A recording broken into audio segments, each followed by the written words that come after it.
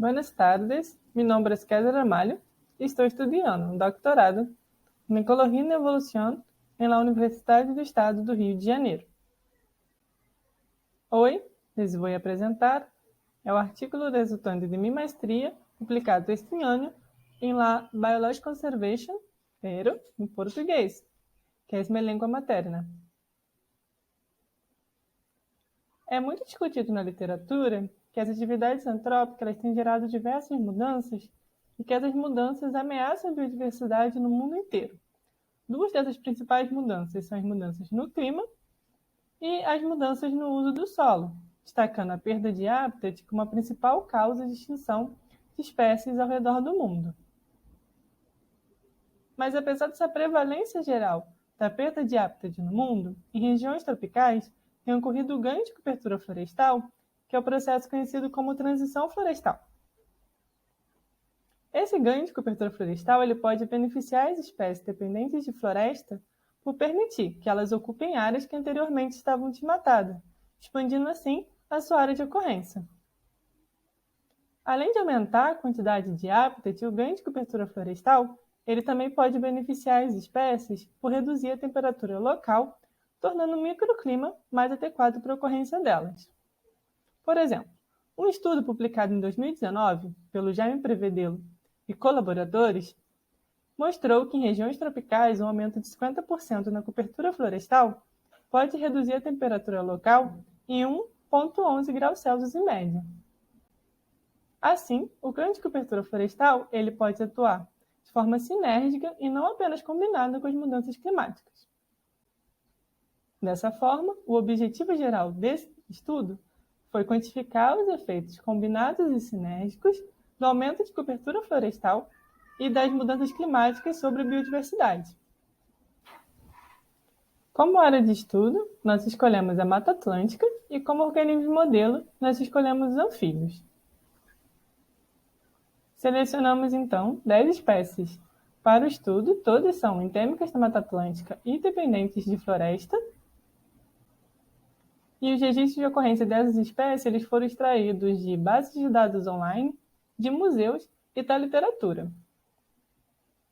Os dados climáticos foram extraídos do WorldClim e do modelo ETA, e a seleção dos dados climáticos foi feita através dessa matriz de correlação.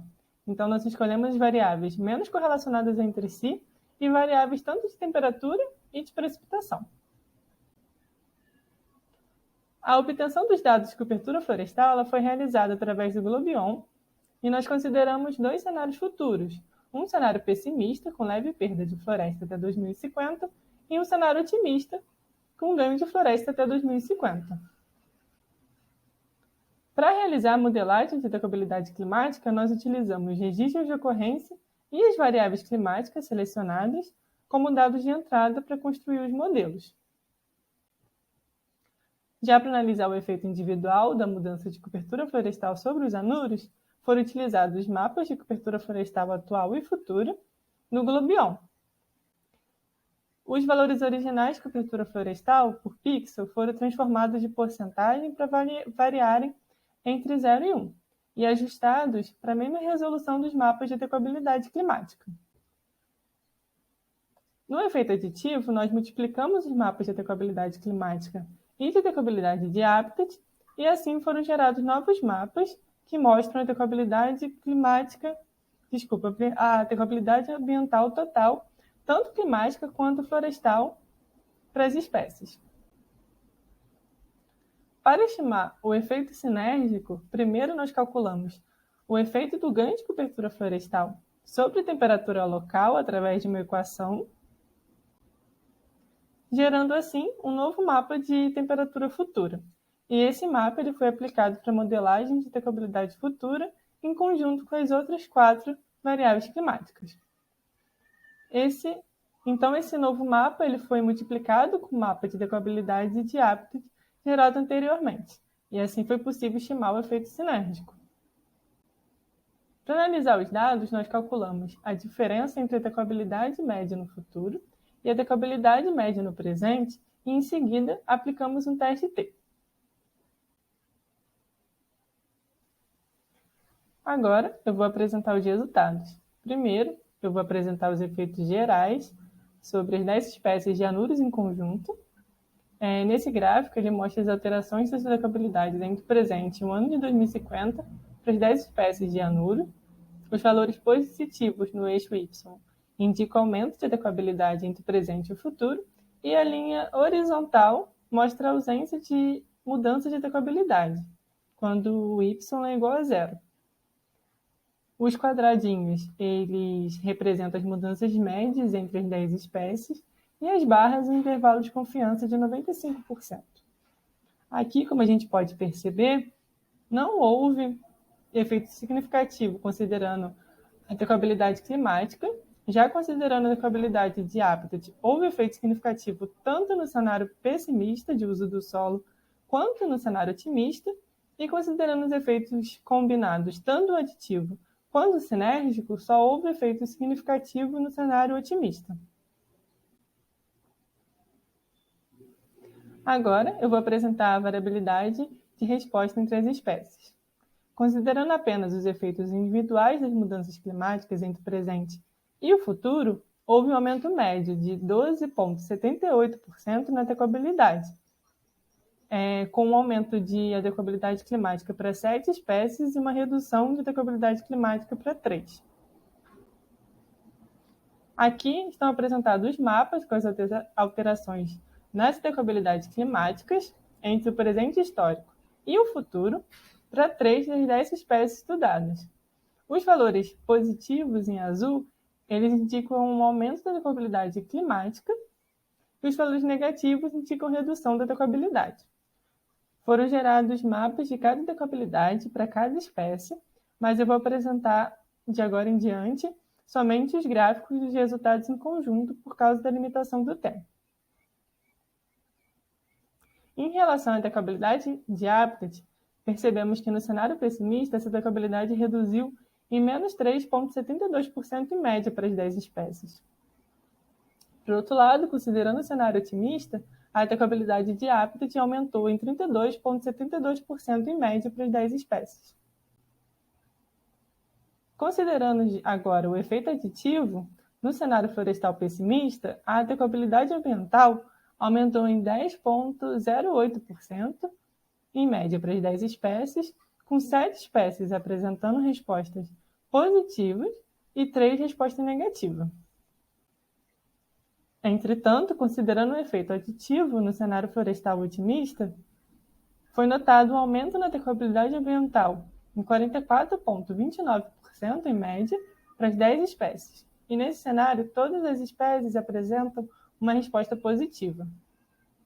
Considerando o efeito sinérgico agora, no cenário florestal pessimista, a adequabilidade ambiental aumentou em 8,54% em média para as 10 espécies, com 8 mostrando respostas positivas e 2 respostas negativas. Entretanto, considerando o efeito aditivo no cenário florestal otimista, foi notado o aumento na adequabilidade ambiental em 41,55% em média para as 10 espécies. Nesse cenário, todas as espécies também apresentaram uma resposta positiva. Agora, eu vou apresentar a discussão. As nossas análises elas quantificaram pela primeira vez o potencial sinérgico dos impactos do ganho florestal e das mudanças climáticas sobre a biodiversidade. Devido às características intrínsecas dos anfíbios, é esperado, em geral, que eles sejam impactados negativamente pelo aumento na temperatura e pela diminuição na precipitação, o que deve reduzir a sua distribuição geográfica. Mas, no nosso estudo, a mudança de adequabilidade climática entre o presente e o futuro não foi significativa. Isso é decorrente, provavelmente, da grande variabilidade de resposta das espécies, considerando que a adequabilidade climática diminuiu para apenas 3 espécies e aumentou para as 7 restantes. É notado na literatura que não há um padrão claro de resposta dos anfíbios frente às mudanças climáticas, visto que alguns estudos estimaram que a adequabilidade climática dos anfíbios deve diminuir, enquanto outros estudos estimaram que a adequabilidade climática futura pode aumentar, diminuir ou ainda permanecer a mesma dependendo da espécie estudada. Os impactos das mudanças florestais sobre os anfíbios, entretanto, foram muito mais consistentes entre as espécies. Nossos resultados eles mostraram que a decobabilidade de hábitat diminuiu consistentemente para as 10 espécies em conjunto no cenário pessimista de uso do solo. Isso porque, para o bioma Mata Atlântica, esse cenário assume que a cobertura florestal ela permanecerá aproximadamente a mesma do presente, sem o controle efetivo do desmatamento e sem políticas públicas de reflorestamento para restaurar áreas anteriormente desmatadas. Por outro lado, considerando o cenário otimista de uso do solo, a decobabilidade de hábitat aumentou significativamente para todas as espécies estudadas. Esse cenário otimista ele assume todos os pressupostos do Código Florestal Brasileiro e da Lei da Mata Atlântica e ainda exige a restauração das áreas de reserva legal.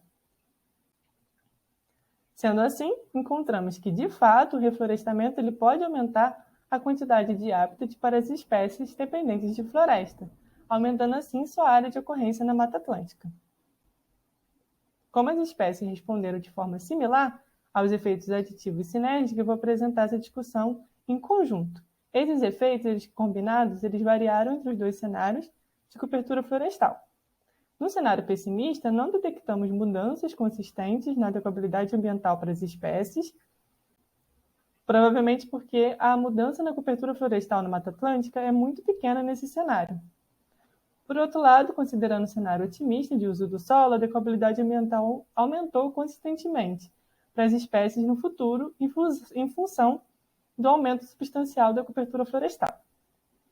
É importante ressaltar que, nesse cenário otimista, o ganho de floresta compensou a perda de decobabilidade climática para as 10 espécies, as 3 espécies que responderam negativamente às mudanças climáticas projetadas. Então, concluindo, as políticas de uso do solo têm um impacto claro sobre as espécies endêmicas e dependentes de floresta. Os impactos das mudanças climáticas são mais variáveis e espécie-específicos, então mais estudos avaliando os efeitos das mudanças no clima sobre os anfíbios são necessários. E então reforçamos a importância do reflorestamento das atuais políticas de uso do solo para conservação. Graças. Gostaria de agradecer o espaço fornecido pelo Congresso, a quem assistiu à apresentação, e também ressaltar que esse trabalho só foi possível graças aos coautores do estudo.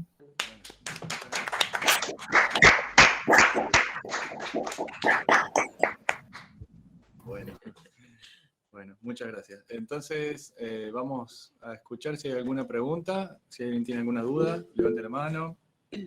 Ahí, Julia Oliveira. Por favor, abrí tu micrófono, Julia, si querés. Kézia, parabéns pela apresentação, pelo trabalho. Com relação à decobabilidade climática das espécies que tiveram perda, alguma delas é ameaçada? Sim. A Lobates ovicioides. Ela é ameaçada de extinção. E aí ela teve perda de adaptabilidade climática e esse efeito ele foi compensado pelo ganho de floresta. Obrigada. Obrigada a você.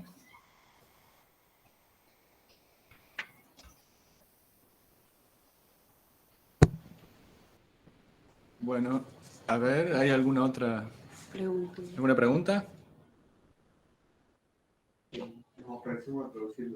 Nos ofrecemos a traducirla si es necesario.